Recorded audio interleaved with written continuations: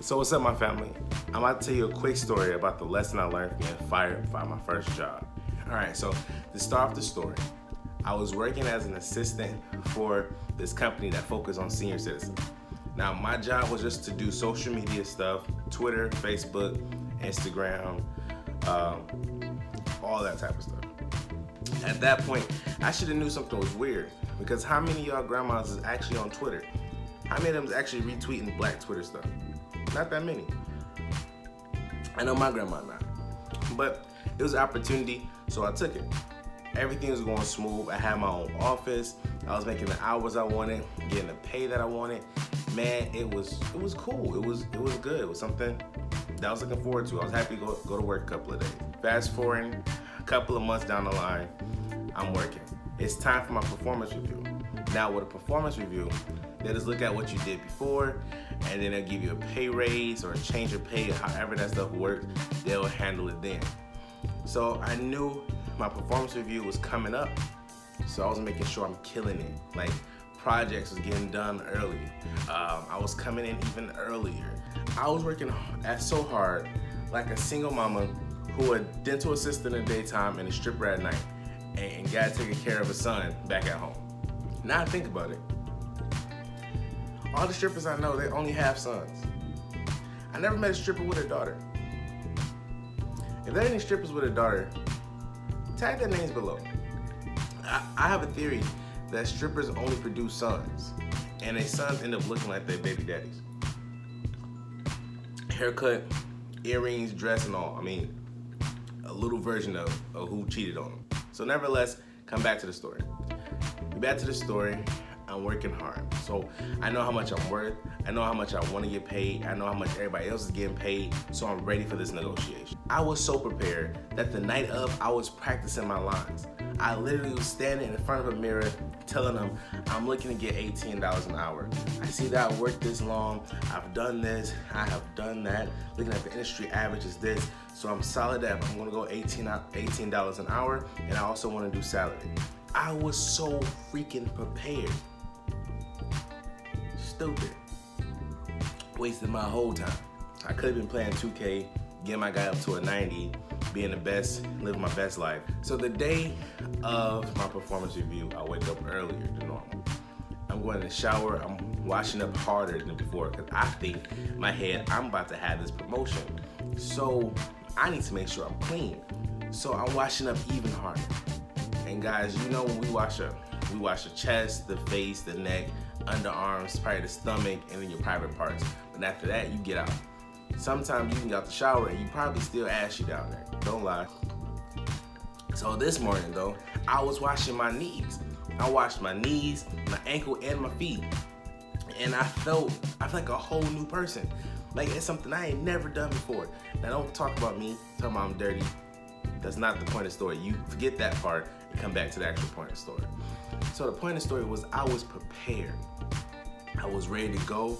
I had my mind right. I had a fresh lineup. I was good. So I walked in that day. Something felt a little off. I wasn't sure, but it was beautiful on my way there. I was listening to jazz. Everything was good. I get into my office.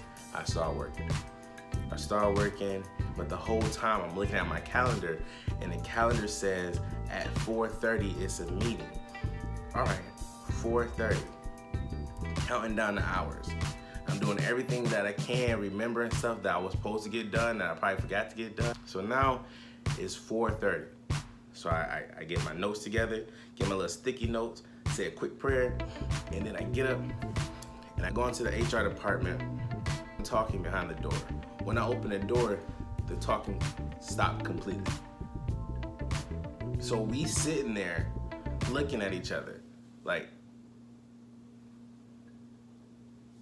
so when we look at each other like that, I knew something was off, because this is not normally what you should do when you say somebody is doing an amazing job. So they let me know some information I wasn't prepared for. So the HR lady, her name's gonna be Jasmine, right? My supervisor, her name is gonna be Samantha. So we had Jasmine and Samantha.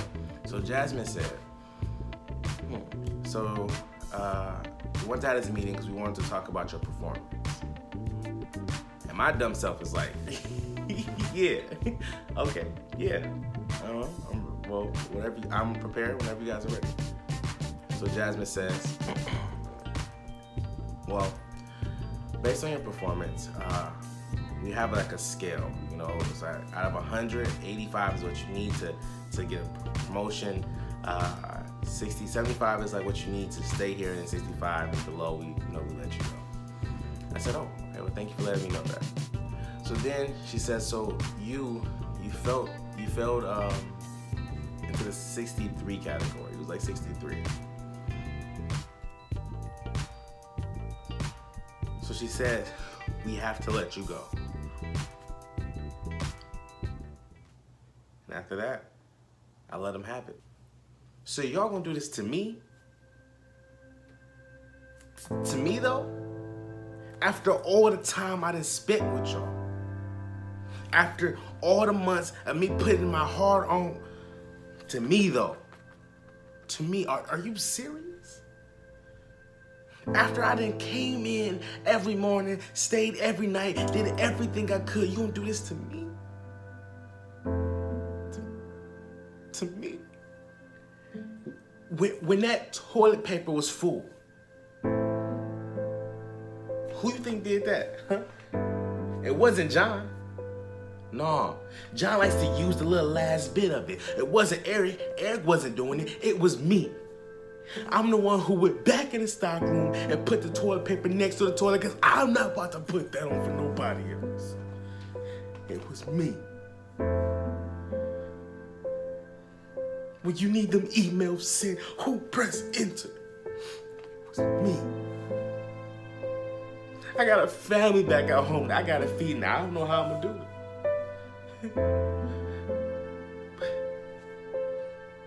I done came in, I done worked my fingers to the bone. I did everything that I could, but you wanna do this to me?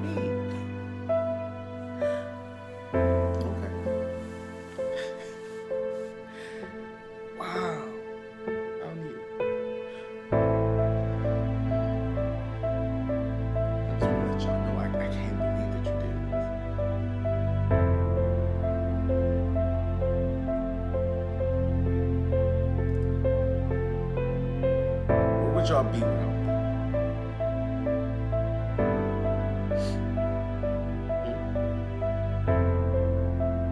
You know what? I'm gonna take all my stuff and I'm leaving today. Don't ever think about emailing me again saying we're sorry. Don't ever try to give me another email talking about there's a new application, nothing. I'm leaving. I'm not being fired. No, Darcy Terrell Dunham Jr. does not get fired. I'm quitting. On my own. I'm leaving now.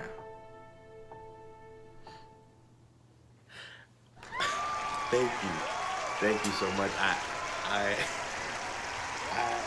didn't think I was gonna get it. I really didn't think I was gonna get it. I didn't have anything prepared, but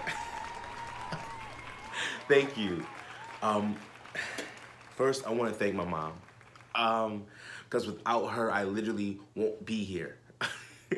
Thanks to my dad as well for keeping me motivated. You know, it was a tough time to get through, but I did it. I want to thank God. Gotta give it up for the big man upstairs.